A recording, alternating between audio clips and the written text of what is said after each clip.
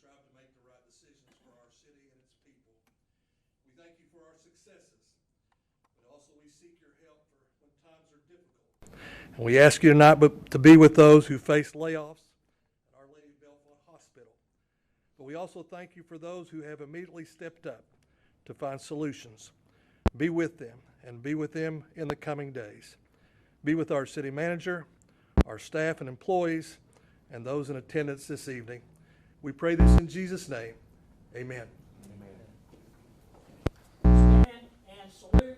I pledge allegiance to the flag of the United States of America and to the republic for which it stands, one nation, under God, indivisible, with liberty and justice for all.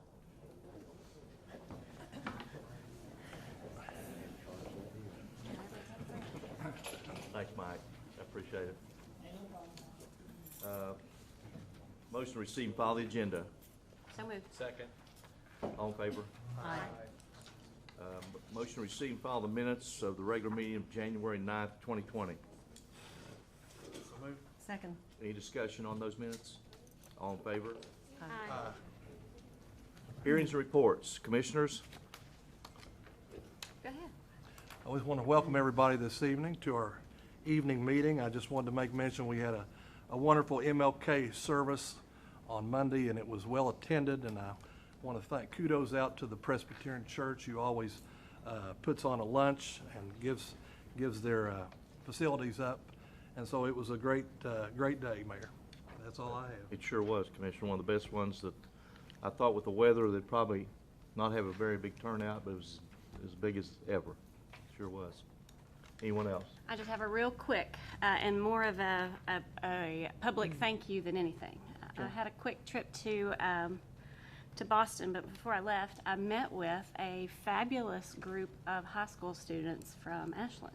Oh. I met with Langley and Lillian Sebastian Yeah. and Mac and Abby Meek and Emma Latherow and Chris Thornburg. And I went through the Destination Ashland survey with them. And we spent about an hour and a half talking about the things that they wanted to see in their downtown. And that was, it was a great conversation. Good. I appreciate them taking the time to sit down and talk with me. I sort of called Langley and said, I need you to get me some kids.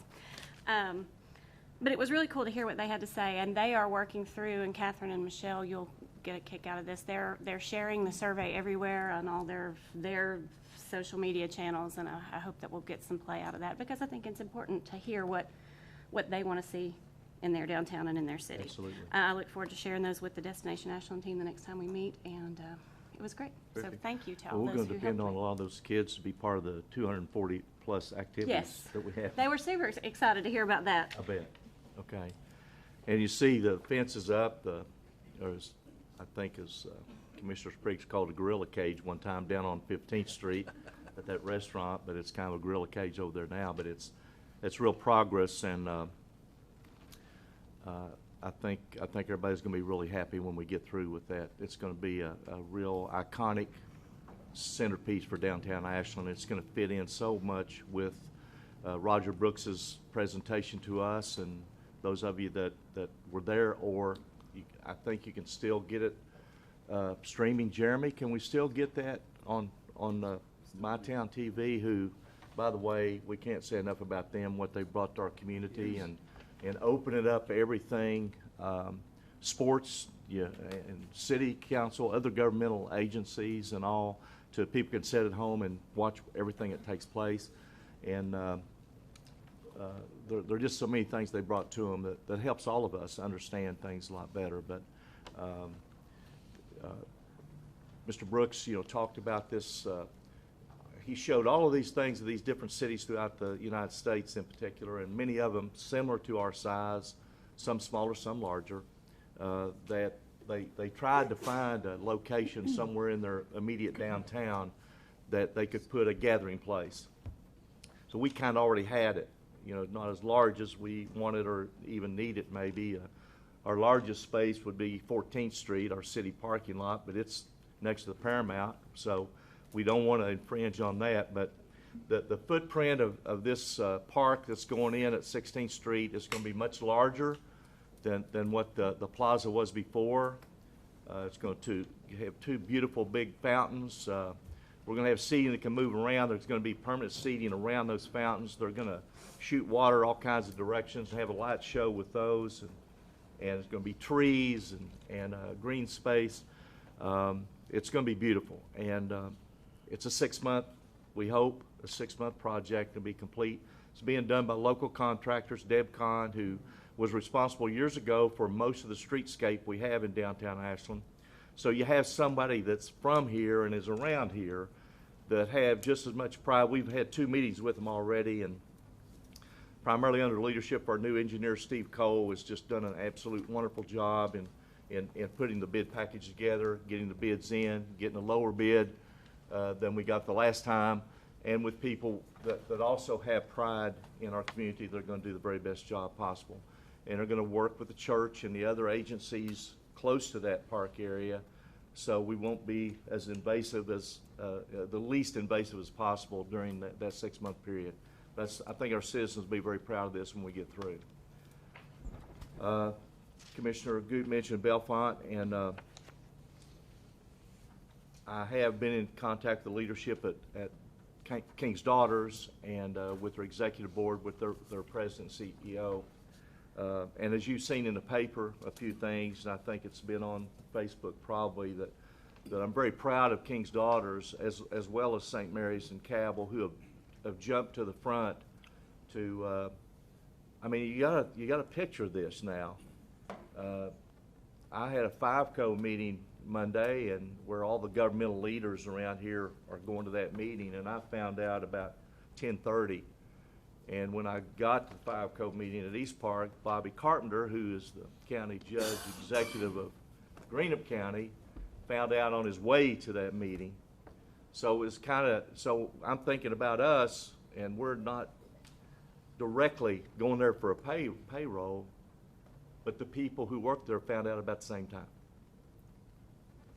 Now, there might have been a few people in management that knew something was coming down the pike, but I think basically the regular employees, it was a shocker, and we need to pray for them. I think some of these other hospitals are making room for them. Hopefully, patients will be able to make an orderly transition to whichever hospital in the area they choose. A lot of the medical staff and those support staff are going to find jobs right where those patients are headed.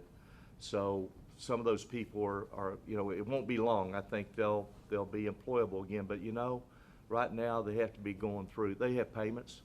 They have car payments and mortgage payments and utility bills and food for the kids, clothing for the kids, getting them here, getting them there. The normal life that we've all tried to lead, and then just all of a sudden you're not going to be employed. So we need to pray for those people, and anywhere we can support in any way we can to make their transitions as smooth as possible. We take a lot of things for granted. We need to thank our Lord every night for what we do have, and health, number one, but and then pray for others who are in need. City Manager. Be pretty brief tonight because we do have a presentation. First off, I'd like to recognize Mackenzie Barber. If you'd stand up or just wave your hand. Sean's daughter, she's here in college at Morehead State. One of her requirements for her curriculum is to attend public meetings, and that's why she's here tonight. Just wanted to welcome her. Also, just really quick, I sent a note to the mayor and commissioners on a trip up to Frankfort as part of the Kentucky City County Manager Association. It was good. Spent a little bit of time with Representative Clark, but hearing what some of the legislators are focused on this year and some of the things they're considering on behalf of cities was healthy, and looking forward to doing City Day up there. I think it's next month, if I'm not mistaken. And with that, Mayor, I'd like to turn it over to Lorraine, who's going to hear on behalf of GRW or DJ. Welcome. Glad you're here. Thank you. Continuing the theme of good things that are happening in this city with the park and so on, we have a good project that's happening on Dixon Street from Blackburn, and I know you guys can't see this very well, but hopefully you'll see enough of it for it to make some sense.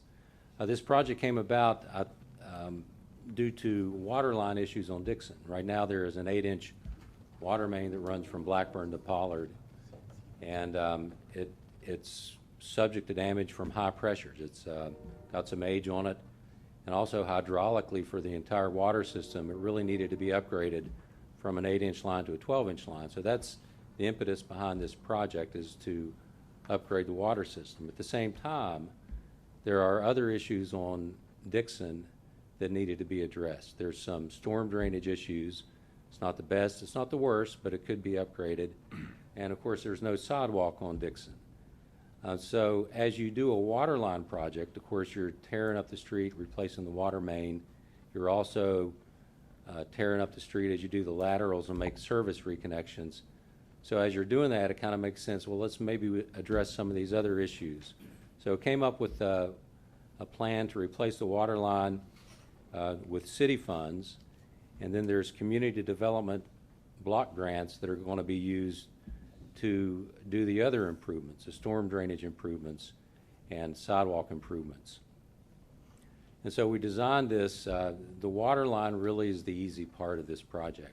And as we got into doing the sidewalks, you know, sidewalk, well, okay, let's just put a sidewalk down the side of the street. Well, if you're familiar with Dixon, it's a pretty narrow street, and there's a lot of little pinch points and some challenges to just putting in the sidewalk. We have to make transitions to driveways and steps and fences and so on. So there's a lot of detailed design that went into this project. With storm sewer, we're going to essentially replace everything that's there and put in an entirely new system in. And that's really the key to the project phasing. So we did the overall design. We came up with project cost estimate. The storm sewer, the sidewalk portion was going to be a little bit less than $2 million. We had estimated that the water line portion was going to be about $500,000. So that's a big number. So we knew we would have to phase the project. So we started looking at phases that make sense. And what may not make sense to you is the fact that we got phase one in the middle of the project. So as we're trying to figure out how to construct this in phases, phase one, you'll see the outfall into the creek right there. That's where everything uphill, up towards Blackburn, that's where it discharges into the creek. So that's where we need to start the project. And so that's why phase one is kind of in the middle. So we broke this out into phases that are approximately $400,000 to $500,000 chunks of community development block grant funds. And then the water, as I said, would be paid for by the city. So that's how we developed the phases. And we put the first phase out to bid. Bids came in for the sidewalk and storm sewer that came in pretty good, about what we expected. The water line was a little bit higher than what we expected. And I think that's a function of the nature of the project. It's, you know, it's one thing to put in 2,000 feet of water line going right down the highway. It's something else to do 500 feet at a time and do all the service connections. So I think we're seeing some inefficiencies in the phasing approach, but that's what we have to deal with. So we opened those bids, and the decision was made that the city would do the first phase of the water line installation. So we're about ready to get started on this. In fact, the contract's been signed, everything's been executed, and we're now receiving submittals. As soon as we get the submittals in order, construction is going to start probably within the next couple of weeks, and they'll start down at the outfall of the storm sewer system and work back. So that's in essence the project. Be happy to answer any questions you might have. Well, I know it's a difficult area, and it's an area that's been under siege for a long time. Right. Because of drainage and all. And that's a pretty good stretch there. So I'm really happy to see us get going on it. What is the What is timeline? the timeline? The timeline for the first phase, as I say, we're going to start in the next couple of weeks. Probably finish that up in 4 or 5 months, something like that. And the time to complete the whole project, do you? Well, that's going to be dependent on obtaining those grant funds. Got it. So it's going to be years. And I know I've been out with our CDBG team, and we've got a lot of people working to notify the residents on that street of the impact to them, and they seem to be aware and actually appreciative of the work that's going to be done on that street. So that's reassuring Yes. to us.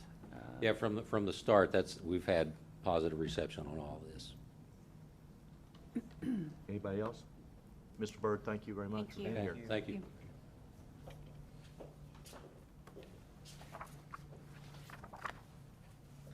Okay, we're at public participation. If there's someone here tonight that has an issue they'd like to bring before the commission, we would like you to give us your name and address and try to hold your comments 5 minutes or less. Gotcha. Greetings, everybody. For those of you who don't know me, my name's Dr. Angela Lewis. I'm a lifetime resident of Ashland. I came back and started a private family practice, and I'm affiliated with Bellefonte, but I'm in private practice for the past 21 years. What's your address, Dr. Lewis? 2106 Altamont Drive. Okay. I reside there with my husband and daughter. We've lived in the neighborhood for 14 years. We have 9 families here from the neighborhood tonight, and we came to discuss Oxford House, which is the sober living communities that they've started in the city. I think most of you are aware of them, and Mr. Brown's brought down some information about them. And it's been very disturbing to our neighborhood. The address of the house is 2139 West Altamont. It's owned by Joyce Leslie. Her father passed away, and she inherited the house and has rented it to this company called Oxford House. And there are 7 men living in there, and we're an R6 residential neighborhood. We're very concerned about the issues that have come about since they've been there. We have witnessed 2 drug deals go down. We don't have any proof of that, but we know that's what they were. We have traffic all hours of the night. He's recorded a lot of it on his cameras between 11 and 4. For those of you who know where Altamont is, I know Marty knows it. You know, there should be no through traffic, especially that time of night. If you don't live there, you don't have any business down in there. They're out doing all kinds of things. There's been confrontations in the front yard. These people, for those of you who don't know, they only have to be sober for 2 days. They can be alcoholics, drug addicts, and even felons. We have a gentleman who lives in the neighborhood who works in law enforcement. He's taken care of a lot of them and is very uncomfortable with them being in his neighborhood. We have small children, elderly people. We have a very nice neighborhood. One of the things that when I was researching the history of this place and communities that have tried to confront them and get them out of their areas, was that one of the things said that if it was a disruption to your normal functioning of your neighborhood and normal environment, well, obviously it is, but I don't know if that means anything or not, but it's not our normal neighborhood. We have a pretty good group of neighbors. We don't have any issues. We're good, you know, at looking out for each other. We have all these unruly characters walking around the neighborhood now. We don't know if they belong in that house, you know, if they're coming to rob you or what they're going to do. And it's definitely changed the character of our neighborhood, which is one of the biggest arguments that we have against it. So, you know, I don't know where we go from here. We just wanted to come as a neighborhood, voice our concern, go on the record of voicing our concern, and see where we go from here. And we just like to know what the city's stance is on this. If there's any plans, you know, to try to do away with this. There's been other houses in the area. These houses are usually not successful. I can tell you from somebody that sees drug addiction on a daily basis and deal with it, the relapse rate for these people is about 93%.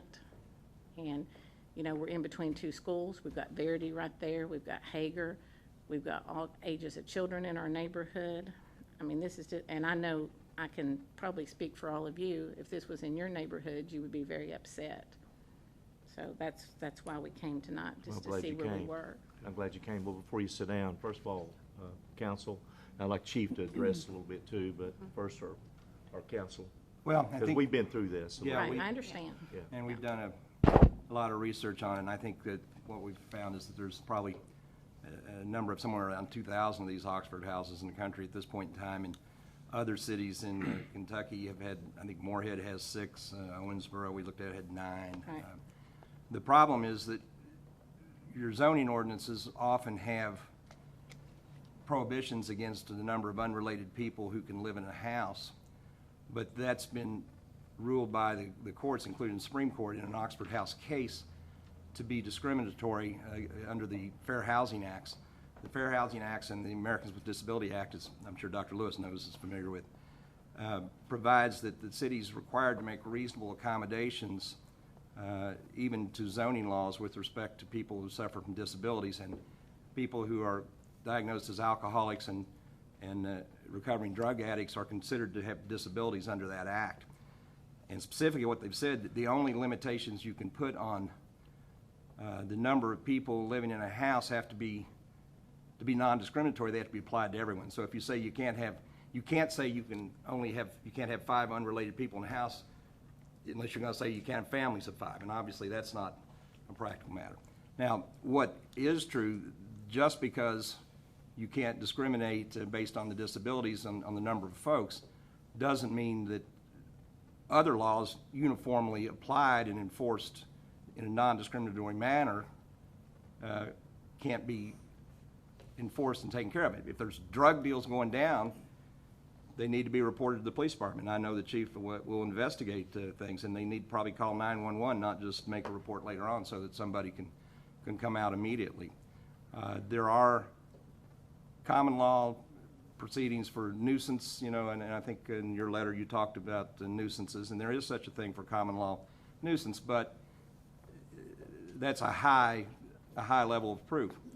So I think the bottom line is, right now, although we understand the problem and are sympathetic to your all's feelings about this, I'm not sure there's a whole lot the city can do about it other than whatever problems you have that you can report to the police department. If they are violations of law, they'll be investigated and dealt with just like they would be for any citizen who in other words, we're not going to target these people, but we're not going to say they got a free pass either. And that's about all we can do at this point. How long's it been there? How long would you say? Probably since last April. You think that long? Really? Two ladies moved in. Yeah, that was the thing online. It was originally listed as a female house, and there was 2 ladies there at one time. Nobody knew what it was at that point. We just thought maybe they were just renting the house. Was that back in April? In April, and then since then it's turned into an all-male house. So there's Just over in December. in these houses, is there like someone responsible for everybody else? They make their own rules. They're self-sufficient, and if you read the regulations on Oxford House, they elect among themselves. We're talking about potentially 7 people with all these issues: president, vice president, and treasurer. They can change the rules of the house at any time. And on average, the reason that people rent to them is the rent income is very good. They get paid at least $100 a week per person. So you're talking about a 1,100 square foot house, $2,800 a month she's collecting in rent because they have to pay per person. Sounds like a business to me, and That's do we what we not have said. a business license requirement for something like this? But I think that what It's not a Jim, for-profit, it's a 501, they're a 501c3. yeah. And that's why I talked to Bobby Jack about it and several different people, and of course, there's been several of them shut down out in the county, and I think there's one They on have been shut. Bath. They have been shut down in the Yeah. county. And So Bobby wonder Jack what managed to do wonder that. what rules they're employing that we aren't. A lot of them end up being shut down because they have such issues that come around them, and they eventually just implode on their own because of all the issues. I think that's why it's very important to report everything you Right. see, and I'm sorry that I'm saying that, because I know that's gonna be that's a lot, Well, and that's if why- they have to go 15 times a day, they have to go 15 times Yeah, a but day. that's why we've tried not to, every time something happens, there's been altercations in the front yard. But you I'd need be to. Miss Kravitz, man. I'd be right in the window, son. I know, but I mean, get, Well, ma'am, I'll give you a chance. getting back to what you asked Steve about governance of the house, there's apparently some lady that comes once a week and does a well check.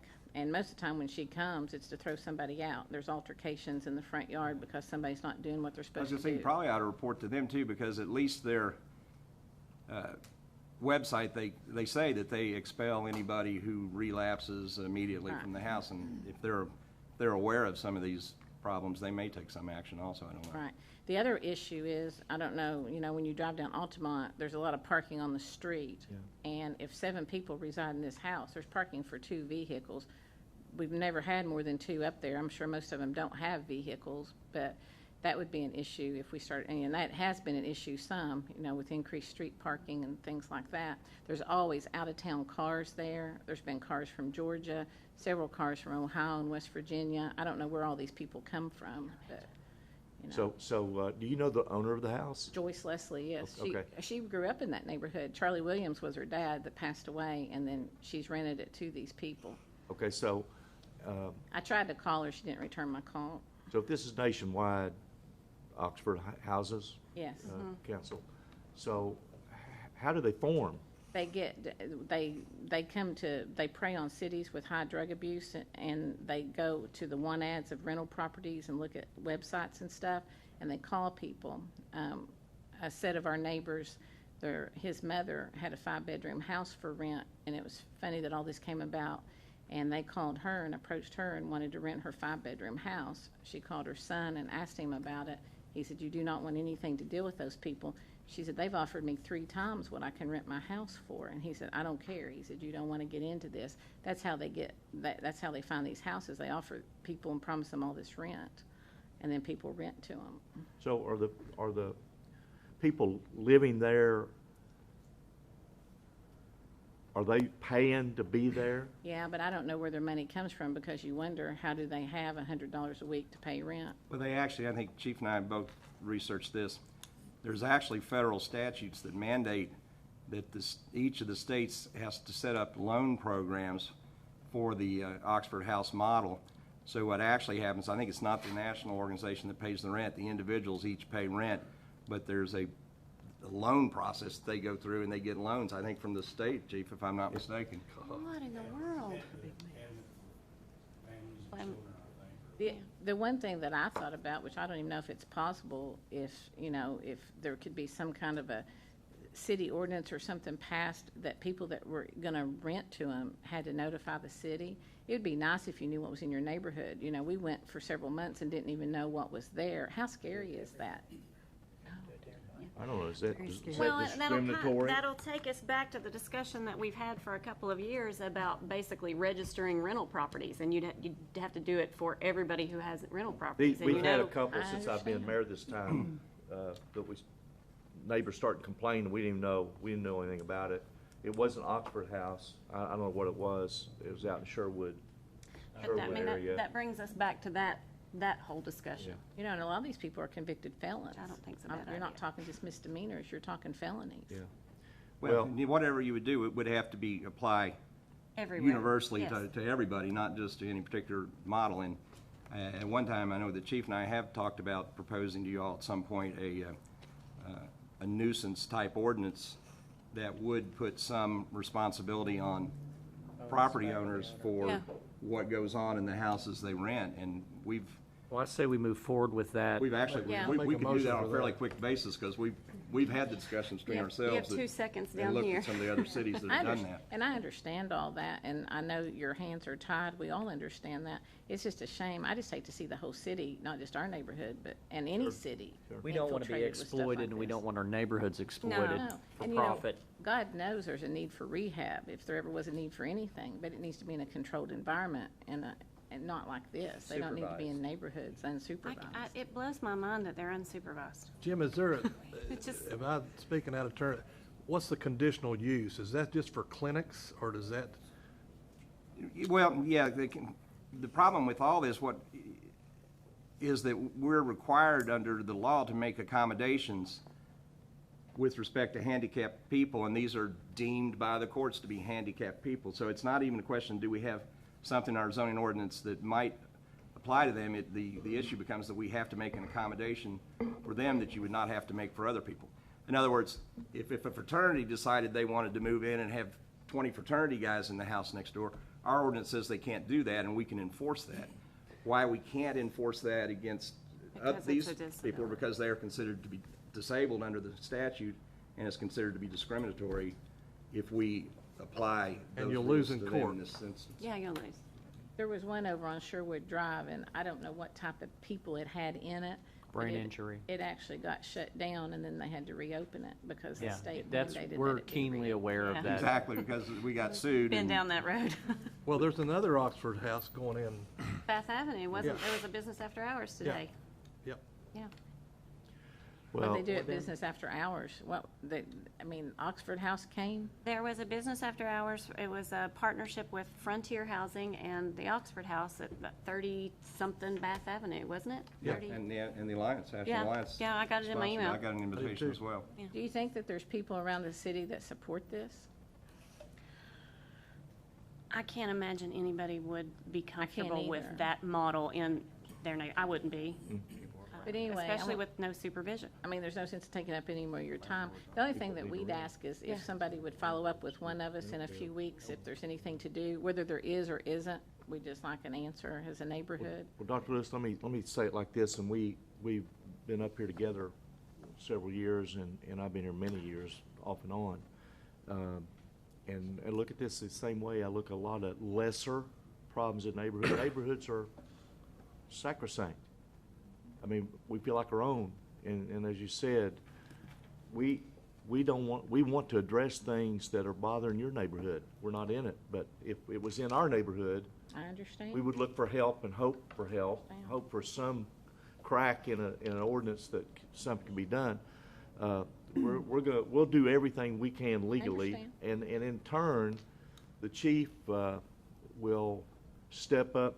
Some patrols that way, but you all need to call when they're convened out front and whatever's going on. Every time. You have to have proof. Oh, I understand. Well, That's- and be and perfectly clear, we're calling- not gonna target anybody, No, but you're gonna answer that call just like any other call. Understand. Yeah, you just. I you- had a set of neighbors that I had to call all the time. We didn't know who lived in the house. It was full of people all the time, and it got to where I just would just go call. These folks understand the law and have worked Have worked it to their to advantage. make it Oh, I understand. advantageous for them. And you're right, we are not alone in dealing with this, but It's awful. Chief, you have anything? No, I encourage you to contact, 911, you can remain anonymous. We need to know when that activity's going on. I'm not sure the law enforcement officer you're speaking of, but, it's very difficult if that individual lives in his own neighborhood. It's hard to police your own neighborhood. And I encourage you and all the residents to please contact us when these activities or fights or these disturbances are going on, because there are things that we can do just in the daily, nuisance or criminal activity. Well, Mr. Brown's right directly across from him, and he's installed a new security system because of fear of the neighborhood. And he has put in some pretty state-of-the-art cameras, so he may be able to catch some of it. One point of emphasis too, we mentioned the 911, and I know we've said that in here before. It doesn't have to be an emergency. Our 911 responds to anything to dispatch folks out. So I know a lot of times there's hesitation, hey, somebody's not There dying, et cetera, but please call that number. It's the quickest way to get APD out. And we can certainly bring back to the commission for your consideration a nuisance ordinance that would put some ultimate responsibility on property owners who lease their property and have recurring criminal activities and that sort of things on not a one-time basis. I'd really like to see but that, and I'd also. It's been done in a lot of cities. Like for you guys, if, I don't know, Mr. where we stand on the rental registration. I know we'd worked on that, and I don't know how far we got, but if we can get some draft of that. Well, I'd like to make a motion, we craft a nuisance ordinance. second. Sure. I believe Counsel, is that in order? I believe nuisance may have been addressed in the original draft of the rental registration ordinance as well, so we will definitely bring that back before the board. Scott Neese had worked on that a while back, and I think there was a draft ordinance already, so. we'll Thanks, take a look at Catherine. that, dust that off, and get that back to you. for Thank you, Catherine. consideration. Thank you for your time. Sure, thank you for Thank being you. here, and I'll hear y'all too, don't worry, I'll hear whoever's here on this, but we're very concerned We appreciate about that, this for you. absolutely. And we'll try to do what we can do, And we understand that. I and mean, we'll do it to the The letter of the nth law. of the degree. And the letter I of deal the with law. things Yeah. every day that I have to do that I don't want to do. I know.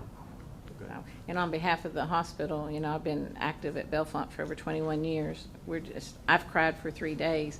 This was the last thing I needed this tonight to come and Sure. do this. Well, And we we're feel- hoping, I've talked to the state representatives and Rocky and different people, and they were having meetings with the governor today. But Mercy's a ruthless organization, just let me tell you. And they came in with the mindset that they were going to get rid of us, and we've all come to fruition of that. And I don't know, the problem is that they don't want to sell to anybody.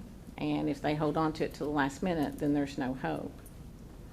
Yeah, I talked to Mitch McConnell's office today, spoke to the person in charge of healthcare, and it was very sad that they could not advocate for us.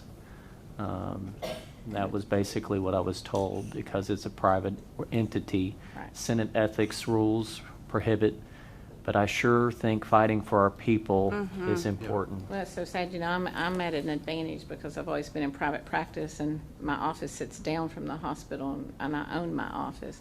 And 90-some% of the physicians now are employed by the hospital. That's part of the problem. Hospitals are having problems, but that's another issue. Right. And, you know, all my friends and colleagues, they had a meeting for the physicians. You know, financially, you know, going back out in private practice now is very expensive. Yeah. And the way healthcare's changed and reimbursements and everything. If I hadn't been doing it for 21 years, I don't know that I would take it on. And so we need to pray for we need to pray for everybody, but all these physicians are displaced and trying to figure out where they're going to go. They're vested in our community, you know. Their spouses Absolutely. have jobs here. Their kids are in our schools. Yep. And I've the even- last thing we need is for 1,379 people to lose their job and leave the area, because it's not just Greenup County. These people live all over. Oh, yeah. I mean, I've worked over there for 21 years, and I live in Ashland. You know, I'd like My to see home. us as a body consider letting our transportation center space be used for a job fair that may be unrelated to healthcare for those that are impacted that may not have. You know, we've got folks that are cleaners and We've talked about that. That's a great idea, because we've all, as physicians, we said, what about your receptionists, your Yeah. secretaries, your housekeepers? they're going to need work Your cafeteria workers. that may not be picked up, and Right. you know, I don't know if that's something we can do. King's Daughter's also talking about picking up a lot of those people. Yeah. Because as the patient load comes in, they're gonna need all of those ancillary employees too. We hope. Maybe not all of them, but it's just, We just don't want anybody falling through the cracks. No, Kingstarter's has been very gracious. They wanted to give me a privilege packet yesterday. They came seeking my lab business today. I mean, and I haven't sought them out. They've been very proactive. yes, they are. Yeah, they are. And I've never not been affiliated with Kingstarters because I didn't like Kingstarters. I've just always Always been been with affiliated them. with Bellefonte. Didn't want to do 2 hospitals for lifestyle. Sure.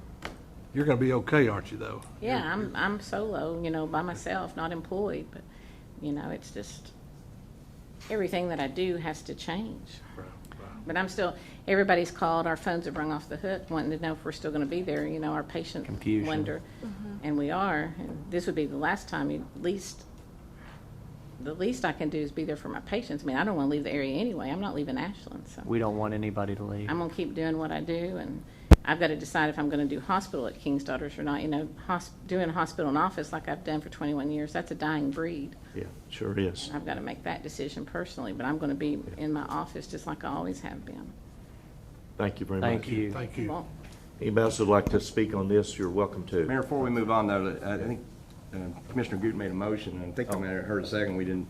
Either one of us Do we need to- did, yeah. We either need to vote on it, I mean, I don't know we have to have that motion for us to bring something back to you, but we either need to vote on it or Commissioner We'll Goot we'll can vote withdraw on it, it, just to whatever. be sure. Okay? All in favor? Aye. Opposed, like sign. Thank you, council. Yes, ma'am. And your name and I'm address? Joe Valkyrie. I live at 2127, 2 doors down from the rehabilitation house. And I just want to reiterate that you mentioned that it wasn't staffed, and you were shocked, and so was I. But they also are not drug tested. And at all, they never get a drug test.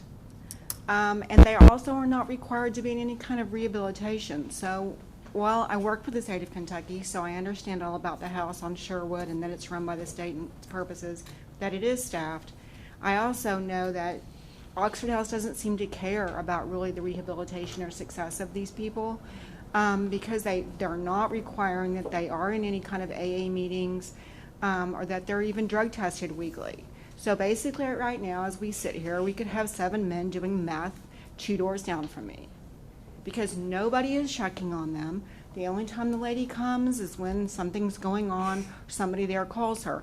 And I know this because I've actually gone up and talked to the men that was the president of the house to get the actual house rules and the facts from him.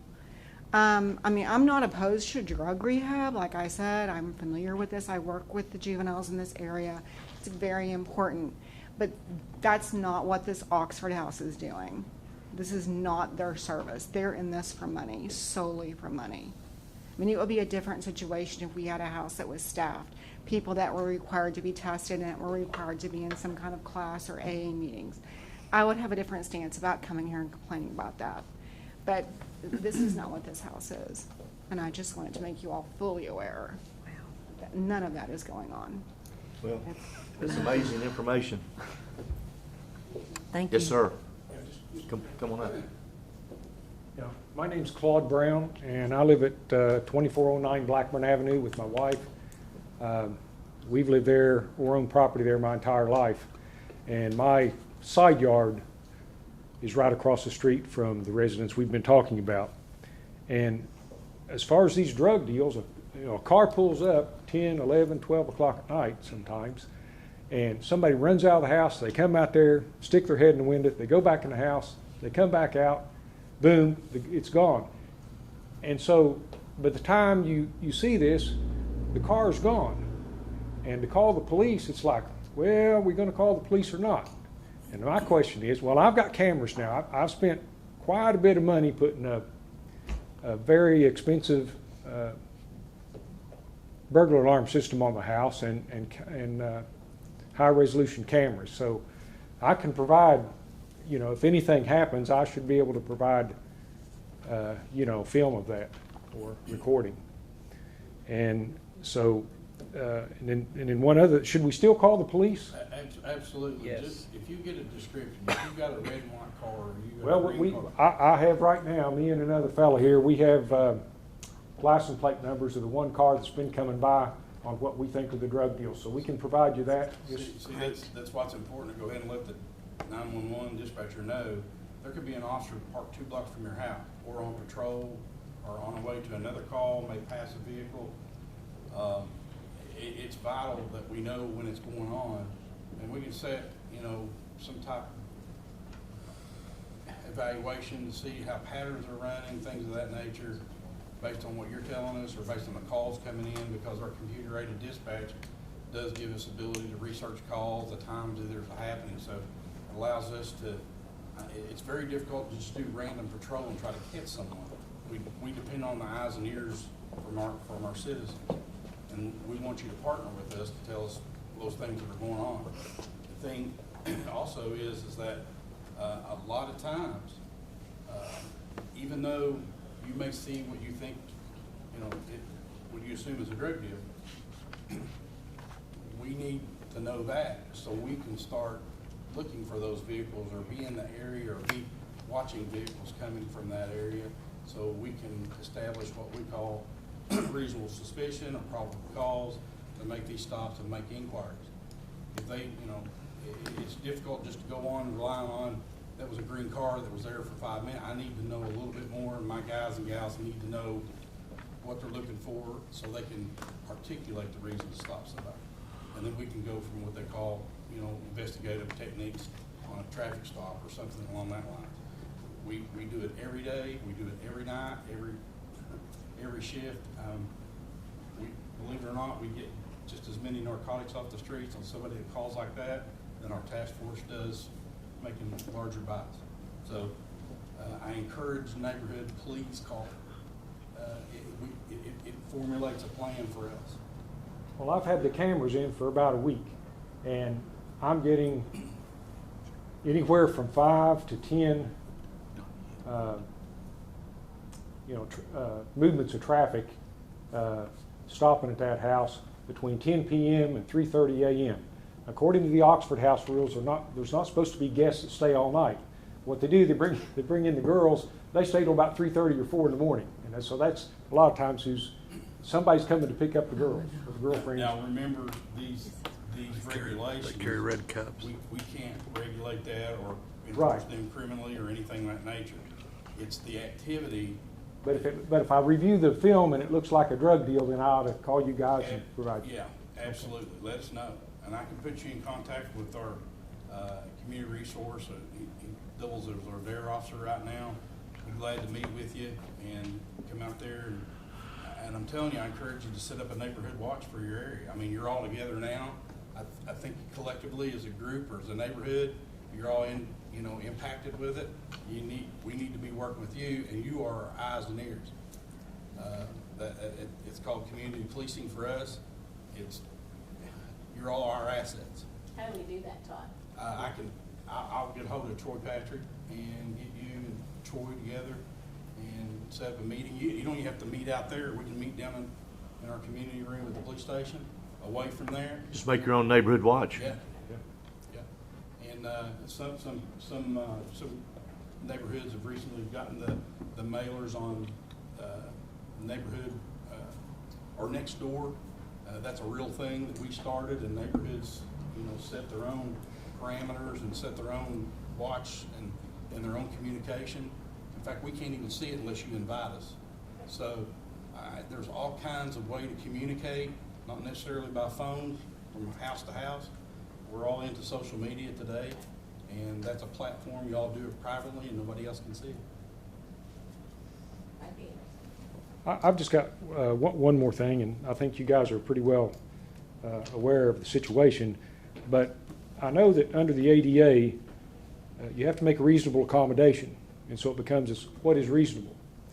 And I believe one of the defenses against not making a reasonable accommodation is if there's a change of character of the neighborhood. We would maintain that there is a change of character in the neighborhood now. Well, unfortunately, the specific issue of enforcing occupancy limits against unrelated people, a number of those people, has gone to the United States Supreme Court, and it was Oxford House that took it there.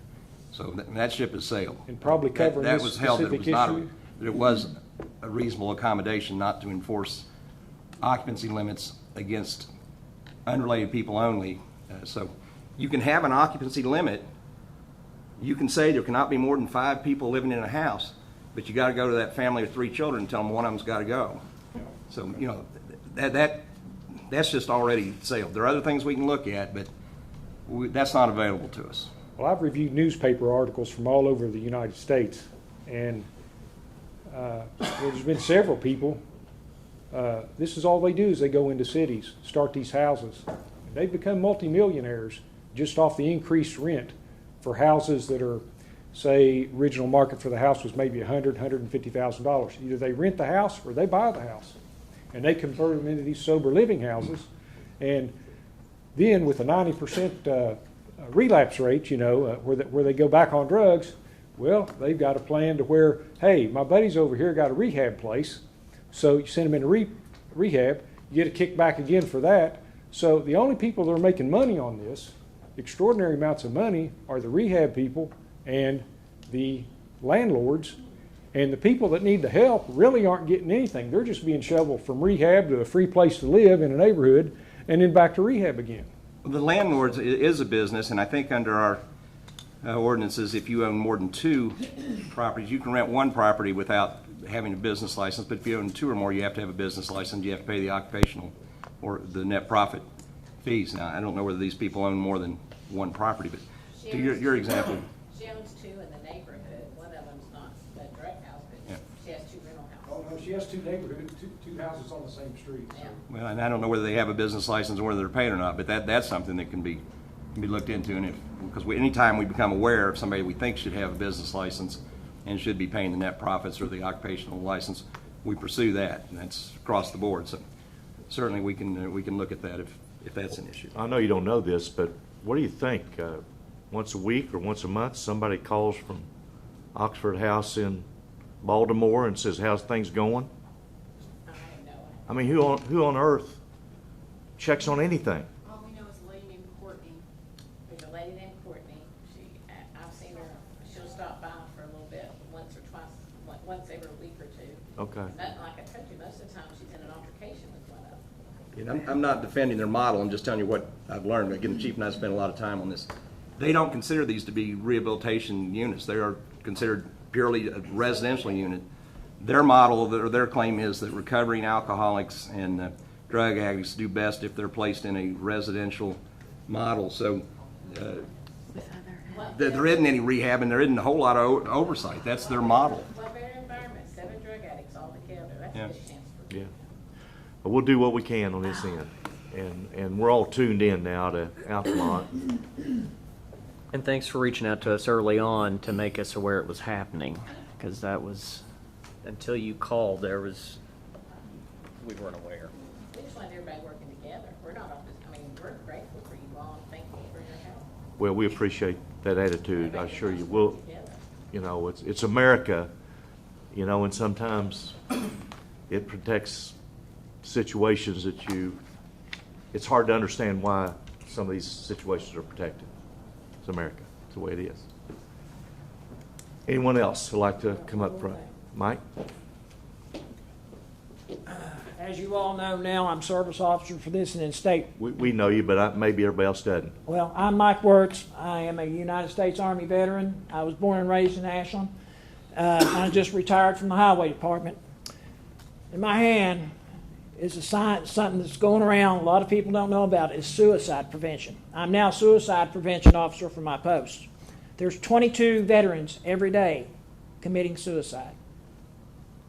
So I gave the chief some of these cards, and it's got a number, and on the back it shows what to do, what to talk to them about it, and all that.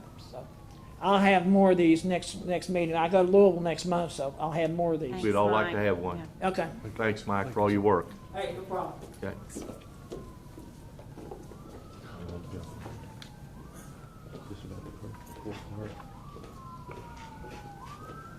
Welcome, and you are. Ann Perkins, 2603 Cumberland Avenue. I'm just here to say that I've been at Safe Harbor for almost 32 years now, and in my lifetime I have never seen a work issuance from the city of Ashland that walked in on our property, demolished our old bus stop, and put a new bus stop in within 3 days. It is unbelievable. They tore it off. They tore the whole pad out. They framed it, put a new pad in. We have the most beautiful bus stop in the United States Well, of we America. would all like to take full credit for that. We will take credit for we're supportive of it. And who's back here that's, That is Michelle Veach, Michelle? who wrote the grant. depend on her for everything.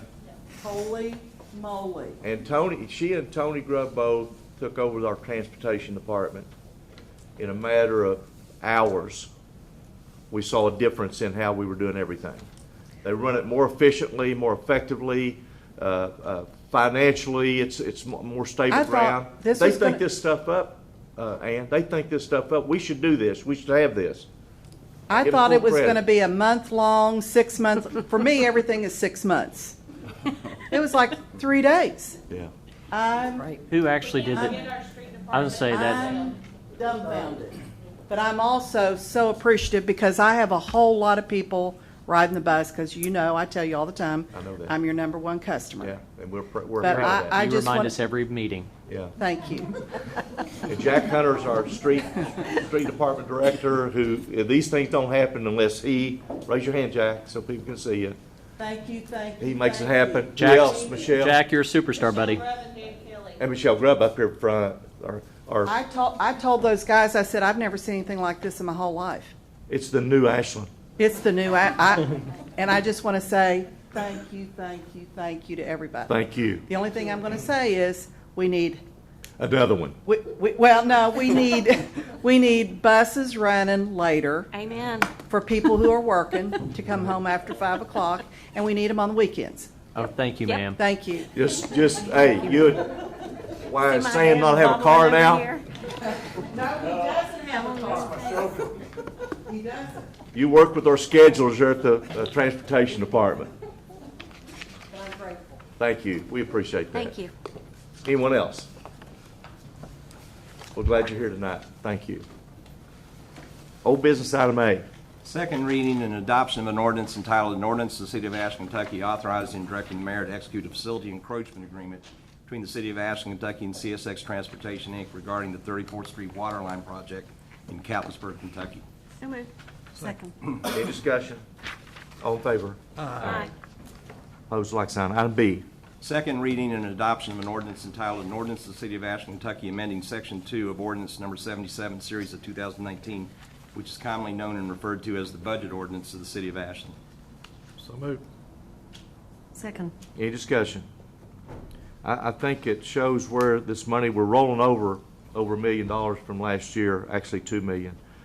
But we, and again, back to our finance department and all department heads, they're all running this city efficiently and effectively and spending what we need to and not spending just because they have it in their budget, which at budget time we preach to our people, our department heads, you know, don't just try to pad your budget. We're too smart for that. But we also want you to have what you need to continue to run this city the way the citizens need it to be run. But they're as big a part of the rollover money as anybody. And Tony, Michelle, thank you again for that kind of financial work. All in favor? Aye. Opposed, like sign. Item C. Second reading and adoption of an ordinance entitled, an ordinance of the City of Ashland, Kentucky, authorizing and directing the mayor to execute a general warranty deed of conveyance between City of Ashland, Kentucky and David G. Manning regarding the purchase of property in the amount of $6,000 for the Pollard Mills project for the Department of Community and Economic Development. So moved. Second. Any discussion? All in favor? Aye. Opposed, like sign. Item D. Second reading and adoption of an ordinance entitled, an ordinance of the City of Ashland, Kentucky, adopting the job description for the position of Public Service Officer 123 as a replacement for Public Service Officer, Senior Public Officer, and adopting the revised job description for the Chief of Police, both in the Department of Police, adopting the job description for the position of Human Resources Specialist as a replacement for the position of Benefits Administrator, Assistant City Clerk, ABC Coordinator, and adopting the revised job description for the position of Administrative Assistant, both in the Department of General Government, Division of Human Resources, and amending the authorized positions to reflect the changes of the Policies and Procedures Compensation Plan and Classification Plan as adopted by ordinance number 51, series of 2017, as previously amended. So moved. Second. Any discussion? All in favor? Aye. Opposed, like sign. Now, I want y'all to understand, we get this information far in advance of the commission meeting. Everybody studies these figures and asks questions. They contact finance, contact city manager. So I just want to impress upon you, we just don't approve all these like, okay, this sounds good to us too. We're pretty adept at it. So I want you to know. Don't you think sometimes you need? Yeah, and sometimes it feels like we fly through the old business, but we had a lot of discussion on several of those at the last meeting, so. Yeah. Okay, consent agenda. Resolution of the City of Ashland, Kentucky, adopting, authorizing, and approving the course of action presented by the city manager on the items appearing on the consent agenda for the regular meeting of the Board of City Commissioners of January 23, 2020. So moved. Second. Any questions on the consent agenda? On question one, I think I've asked this question before. We have about $709,000 left in balance to work on water line replacement. Where are we at with planning for the spending of the remainder of those funds for the rest of the fiscal year? Yeah, you're right, Commissioner. As we discussed before, the biggest chunk of that is going to be potentially the Simpson Road replacement, which the plans are up at state right now for review. Once those get reviewed, they'll come back, we'll bid it out, and that's going to eat most, if not all of that. Do you think we'll be able to complete or start that project before the fiscal year ends? Okay. Second question on number 2, we've got funding for street paving. So it looks like most of our budget's depleted from the MAP fund, but we do have another fund we use for paving for the rest of the year, correct? We have about $900,000 left in funds that are, budget money for paving in the city. If you want to see the roads that have been paved on this year's budget, just go to the website as we discussed a couple weeks ago. So about $900,000 to spend there, plus $500,000 in discretionary funding that the former governor gave to us. It's 3-year money, but we got about a half a year that's gone on that. So our only limitation on spending this money is availability of Mountain Enterprises to do the paving. And that's what I think the only question I have is, how can we press upon Mountain when we schedule these streets to be paved and announce them, that they actually follow through with the contract to get all those streets paved in a timely manner? We don't want any street to not get paved. And it seems like they're telling us what they're doing. We need to, we're the customer. So I'm trying to think, how can we do a better job of impressing upon them that when we set this budget, this is the money we're giving them. Do they agree to this? If yes, then complete it within the year that we've given them the money for. Yeah, we had one bid on our contract for paving, and that was Mountain Enterprises. We don't have an option two. Monopoly. We're not the only customer for Mountain Enterprises. Kevin Hill does an extraordinary job of coordination No doubt. with them to impress upon them exactly what you're saying. I mean, his efforts, is, for an example, resulted in the patch on 23 getting paved this fall that we thought was going to happen next spring. So Kevin's in constant contact with them, and also he's the person responsible, just FYI, for deconflicting, attempting to deconflict with other organizations, whether it's AEP or Columbia Gas, and we all know some of the heartache that goes on with non-coordination there. So it's just a point of constant emphasis of getting them here. When they are here, we maximize their time. We don't have them going from the east side to the west side. We try to tackle those projects that are closely aligned with each other in order to execute that funding. Can I guarantee you right now that we'll spend all $900,000 of that's budgeted this year? I can't, but that's our intent, and we try to give them a plan that's smart to execute. Of course, the state of Kentucky is also a major customer of Mountain Enterprise. Yeah. They've got the ground. Yeah. So how many streets from last year's, the list we had, are complete? I don't know that off the top of my head. I can look that up. So the ones we hadn't got to will be first ones we do, the new budget year. If you go to the spring, if you go to the city webpage, and we can put those instructions out again, you can see what is been paved this year on this budget. That's in green. Yeah. What's in red is what we have budget for, and then what's in black is the things that we don't have budget for, but could bump up if something else happens. Right. And if you look at that list, we also put, I believe we put the distances on there also, the amount, linear feet. It's pretty impressive. But again, to the commissioner's point, yeah, we want to spend all that money on the roads. Yeah. Okay. Is that gas company going on up there on Oakview Road? Is that what that is? Is that the gas company? I'm gonna. Yes. Are you gonna be out there with the flag, Marty? Yeah, I will. But that state money, Oakview Road, was the primary. Okay. The governor gave us was the primary road was going to get done. So I'm glad the gas company got in there now. Yes, Yeah. yes. We got a meeting with Columbia next week, I believe, to help deconflict the forthcoming 12 months or so. Good. All in favor? Aye. I'm sorry, consent agenda. Any other questions? All in favor? Consent agenda. Okay. Did we have a motion and a second on the consent? Yes. Okay, Yes, we sorry, did. I didn't write it down. We should be on to new business. New business item A. Thank you. First reading and approval of an ordinance entitled, an ordinance to the City of Ashland, Kentucky authorizing and directing the mayor to execute a task order 20-01 between the City of Ashland, Kentucky and Strand Associates, Inc. regarding the 2019 annual combined sewer overflow reports for the Department of Utility Operations in an amount not to exceed $15,000. So moved. Second. Any discussion? All in favor? Aye. Item B.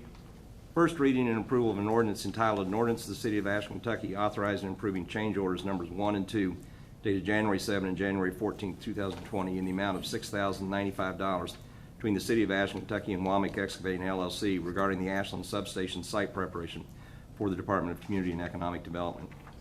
So moved. Second. Any discussion? Okay, so I have a question. Sure.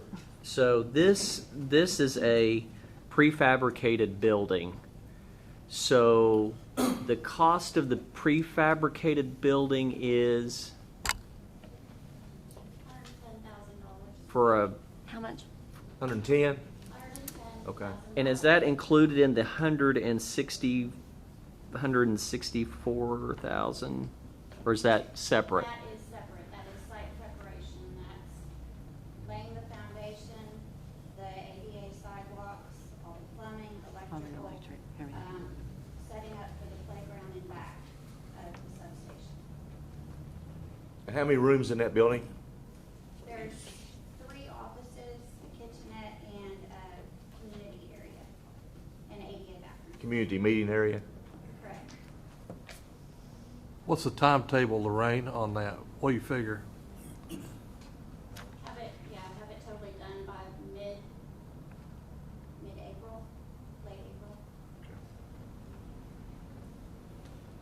Anything else? All in favor? Aye.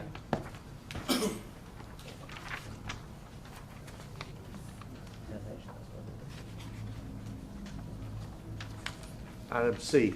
First reading and approval of an ordinance entitled, an ordinance to the City of Ashland, Kentucky authorizing and approving change order number 1, the amount of $280 between the City of Ashland, Kentucky, Boyd County Center for Aging, Inc., DBA Ashland Senior Center, and Guy's Floor Covering, LLC, for a contract for all labor and material for the Ashland Senior Center flooring project for the Department of Community and Economic Development to be paid from Community Development Block Grant Funds.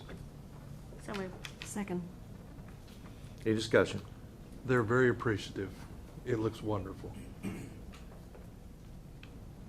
All in favor? Aye. Opposed, like sign. Item D. First reading and approval of an ordinance entitled, an ordinance to the City of Ashland, Kentucky, amending ordinance number 169, series of 1995, as previously amended, commonly referred to as the stop sign ordinance, authorizing the placement of stop signs northbound on Pollard Road at the intersection with Spring Street, westbound on Pollard Road at its intersection with Pollard Road and Spring Street, west of Pierce Street, and northbound and southbound on Dixon Street at its intersection with Long Street. So moved. Second. Any discussion? All in favor? Aye. Opposed, like sign. Item E. First reading and approval of an ordinance entitled, an ordinance to the City of Ashland, Kentucky designating a handicap parking space on the south side of Winchester Avenue in the 1600 block eastbound and providing a penalty for the violation of this ordinance. So moved. Second. Any discussion? All in favor? Aye. Opposed, like sign. Item F. First reading and approval of an ordinance entitled, an ordinance to the City of Ashland, Kentucky amending ordinance number 55, series of 2009, previously amended by ordinance number 45, series of 2010, ordinance number 77, series of 2014, and ordinance number 81, series of 2018, commonly known and referred to as the loading zone ordinance, designated a loading zone in the 1500 block of Carter Avenue and in the 1600 block of Winchester Avenue. So moved. Second. Now, I'm assuming this is for the business there on the corner. Yep. And it says we already have the paint in stock and we can use that paint. Are we going to, there's a sign there, Jack, on the 16th. We're going to move it around because I don't think people pay attention if we just paint loading zone on the, if you're going to just paint on the curb or the space. Yes, we have a sign. He's ready. You do have a sign? He's ready. He's on it. Okay, he's on it? He's on it. All right, my man, thanks. It's actually 2. It's on Carter and Winchester. Yeah. Yep. All in favor? Aye. Opposed, like sign. Item G. First reading and approval of an ordinance entitled, an ordinance to the City of Ashland, Kentucky amending the zoning map of the official zoning ordinance to the City of Ashland, number 101, series of 1986, as previously amended by changing the zoning classification of all properties along both sides of 29th Street from Montgomery Avenue to 1013 29th Street, and properties along Belmont Street from the 29th Street Belmont Street split to Simpson Road from B1 neighborhood business to B2 general business. So moved. Second. Any discussion? I have All- a yeah, question. Go ahead. Do we have some interest in that area? Is that why we have this recommendation? We do. Okay. That's all I have. Thank you. All in favor? Aye. Opposed, like sign. Item H. Reading and adoption of a municipal order entitled Municipal Order of the City of Ashland, Kentucky, authorizing and directing the mayor to execute a tax incentive agreement between the Kentucky Economic Development Finance Authority and the City of Ashland Department of Finance, requested by the Department of Community and Economic Development. So moved. Second. Any discussion?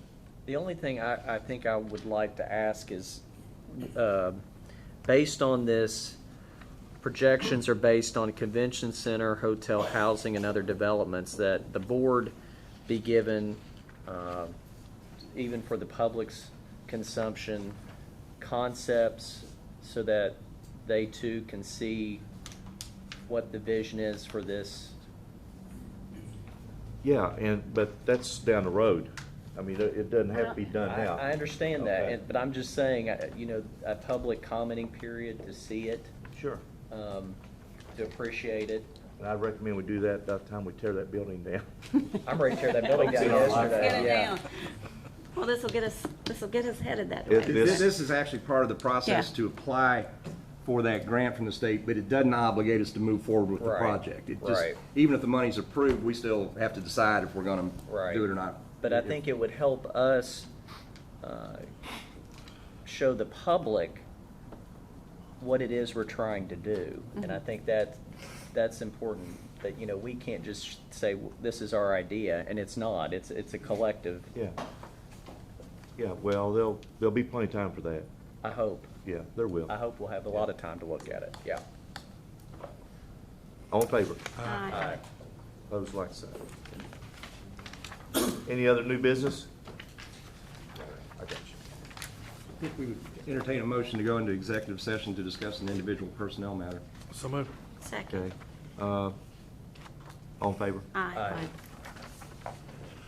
We're going to go into executive session to discuss individual personnel. No action will be taken, and only individual personnel will be discussed. And we come out, we may take an action on or maybe not. So that's the last order of business. We're not sure how long we'll be back here. Appreciate you being here. If you want to wait on us to find that out, fine, but thanks for being here.